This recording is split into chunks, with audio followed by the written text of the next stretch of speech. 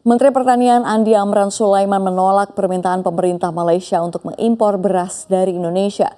Amran mengatakan permintaan itu disampaikan Menteri Pertanian dan Keterjaminan Makanan Malaysia yang terhormat Datuk Seri Haji Muhammad bin Sabu. Amran mengatakan belum bisa mengabulkan permohonan tersebut karena Indonesia akan menjaga stok di dalam negeri terlebih dahulu. Sementara itu Muhammad menyampaikan bahwa Malaysia ingin berkolaborasi dengan Indonesia dalam hal teknologi pertanian.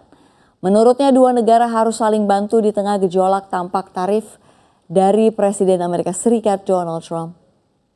Saat ini kita surplus di saat negara sahabat, negara tetangga Malaysia,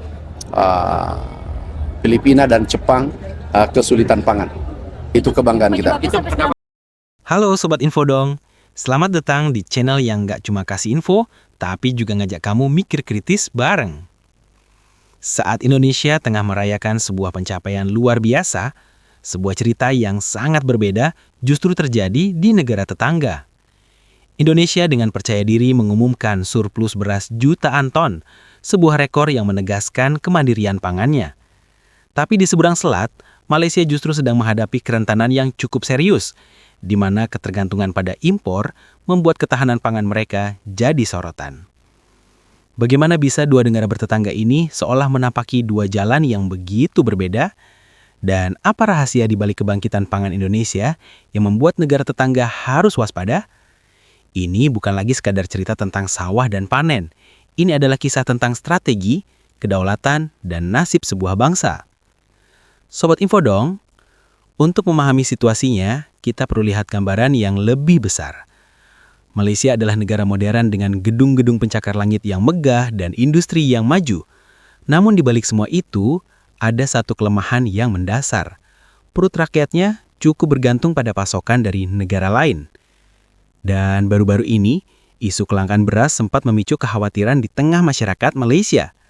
Meskipun situasi itu mungkin sudah mereda, isu ini menyingkap sebuah fakta penting. Ketahanan pangan Malaysia memang rentan. Angka berbicara lebih jelas. Pada tahun 2022 saja, Malaysia harus mengeluarkan dana lebih dari 75 miliar ringgit hanya untuk mengimpor makanan. Sebuah angka yang sangat besar dan menunjukkan betapa dalamnya ketergantungan mereka. Fokus utamanya, yaitu beras yang merupakan makanan pokok, menunjukkan gambaran yang lebih mengkhawatirkan. Tingkat swasembada atau self-sufficiency level beras Malaysia terus menurun. Angka untuk tahun 2022 berada di 62,6% dan perhitungan terbaru untuk tahun 2023 menunjukkan penurunan menjadi hanya 56,2%. Artinya, hampir setengah dari nasi yang ada di meja makan warga Malaysia berasal dari beras impor. Mereka bergantung pada negara seperti Vietnam, Thailand, Pakistan, India, dan mungkin akhir-akhir ini bisa tergantung dengan Indonesia. Sobat Infodong, kenapa ini bisa terjadi? Jawabannya cukup kompleks. Pertama, keterbatasan lahan. Banyak lahan pertanian telah beralih fungsi menjadi kawasan industri dan perkotaan. Selama puluhan tahun, prioritas pembangunan ekonomi Malaysia memang lebih condong ke sektor industri dan jasa. Sementara sektor pertanian seolah kurang menjadi prioritas. Kedua, produktivitas yang cenderung stagnan.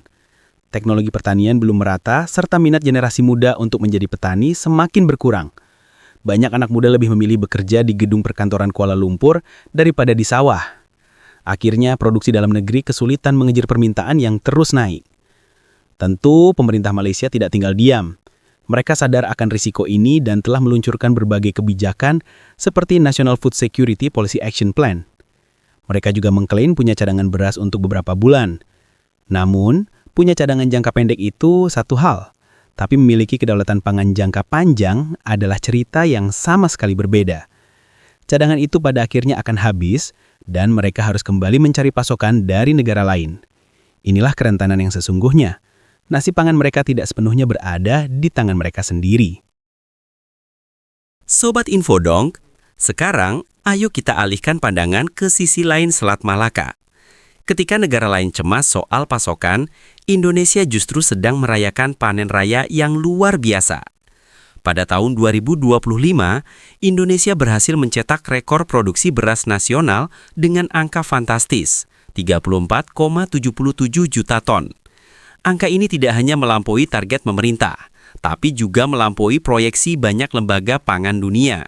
Ini bukan cuma angka, ini adalah sebuah pernyataan kemandirian. Dari produksi sebesar itu, Indonesia mencatatkan surplus atau kelebihan produksi sekitar 3,5 hingga 4 juta ton. Bayangkan, setelah kebutuhan seluruh rakyat Indonesia dari Sabang sampai Merauke terpenuhi, masih ada sisa jutaan ton beras. Surplus ini secara otomatis membuat cadangan beras pemerintah atau CBP berada di level yang sangat aman, yaitu 4,2 juta ton. Dampaknya apa? Sungguh luar biasa.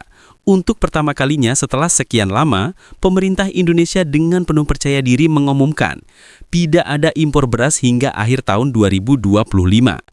Sebuah kalimat yang jadi dambaan setiap bangsa berdaulat. Petani kita, para pahlawan pangan telah membuktikan kemampuannya untuk memberi makan lebih dari 280 juta rakyat Indonesia. Sobat Infodong, kesuksesan ini jelas tidak datang tiba-tiba. Ini adalah hasil kerja keras, strategi yang tepat dan kemauan yang kuat.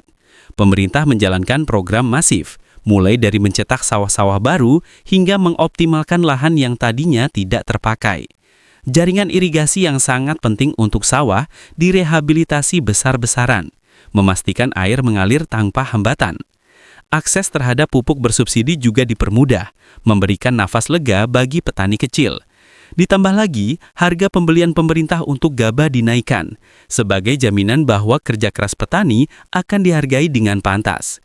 Semua ini adalah hasil sinergi yang kuat antara pemerintah, BUMN, dan semangat para petani di seluruh negeri. Ini adalah kisah kebangkitan raksasa agraris yang telah lama dinanti. Sobat Infodong, ketika kita bandingkan potret Indonesia dan Malaysia, perbedaannya sangat jelas, seperti siang dan malam. Ini adalah cerminan dari dua pilihan jalan pembangunan yang kini menghasilkan dua takdir yang sangat kontras. Di satu sisi, ada Indonesia, negara yang pada tahun 2025 memproduksi 34,77 juta ton beras, surplus 4 juta ton, punya cadangan pemerintah 4,2 juta ton, dan dengan bangga menyatakan diri swasembada. Fokus kebijakan pangannya adalah kemandirian dan produksi lokal. Dengan begitu, Indonesia jadi tidak terlalu rentan terhadap gejolak pasar pangan global atau negara lain yang tiba-tiba menghentikan ekspor. Di sisi lain, kita lihat Malaysia, negara yang produksinya turun, mengalami defisit beras yang cukup besar dan harus mengimpor hampir setengah dari kebutuhannya. Cadangan mereka memang ada, tapi sifatnya sementara dan harus terus diisi dari luar. Kebijakan mereka membuat negara ini sangat rentan terhadap guncangan pasar internasional. Dulu, mungkin banyak yang memandang sebelah mata sektor pertanian Indonesia dan lebih silau dengan kemajuan industri di negara tetangga. Namun, krisis global beberapa tahun terakhir mengajarkan kita sebuah pelajaran penting. Kekuatan sejati sebuah negara pada akhirnya diukur dari kemampuannya untuk memberi makan rakyatnya sendiri. Ini membawa kita pada pertanyaan yang lebih dalam. Apa artinya gedung pencakar langit jika perut rakyat bergantung pada belas kasihan bangsa lain? Keberhasilan Indonesia dan kerentanan Malaysia menjadi studi kasus yang menarik. Indonesia memilih jalan membangun fondasi dari bawah dengan memberdayakan petani.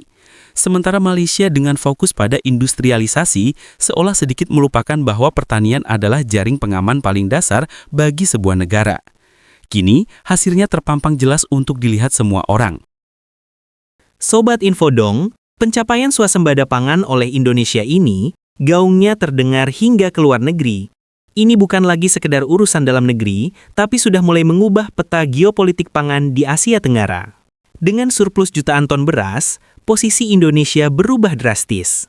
Dari yang tadinya dikenal sebagai salah satu importir beras terbesar, Indonesia kini berpotensi menjadi penyangga pangan utama di kawasan. Status baru ini memberikan Indonesia bargaining power atau daya tawar yang sangat kuat di panggung diplomasi regional. Saat negara lain mungkin khawatir akan pasokan pangan, Indonesia bisa lebih tenang dengan cadangan yang melimpah. Implikasinya sangat besar.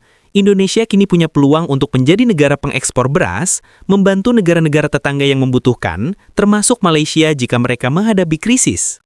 Bayangkan pergeseran kekuatan yang terjadi. Negara yang dulu sering mengimpor, kini bisa menjadi harapan bagi ketahanan pangan negara lain. Lebih dari itu, Indonesia sekarang berada di posisi yang tepat untuk memimpin inisiatif ketahanan pangan di tingkat ASEAN.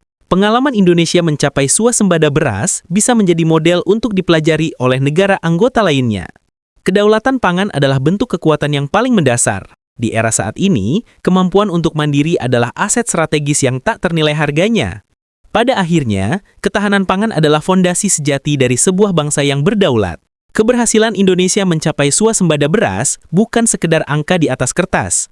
Ini adalah penegasan identitas kita sebagai bangsa agraris yang tangguh dan bukti bahwa ketika kita bekerja sama, tidak ada yang tidak mungkin. Indonesia tidak hanya berhasil memberi makan rakyatnya, tetapi kini berdiri tegak dengan potensi menjadi lumbung pangan bagi kawasan. Nah, sekarang giliran kalian nih Sobat Infodong. Menurut kamu, apakah langkah yang diambil Indonesia sudah tepat? Dan apa yang harus dilakukan agar keberhasilan ini bisa terus berlanjut? Tulis pendapat kamu di kolom komentar ya. Dan jangan lupa like, subscribe channel ini, dan nyalakan lonceng notifikasinya. Biar kamu nggak ketinggalan info-info penting lainnya. Karena di sini bukan cuma kasih info, tapi info dong.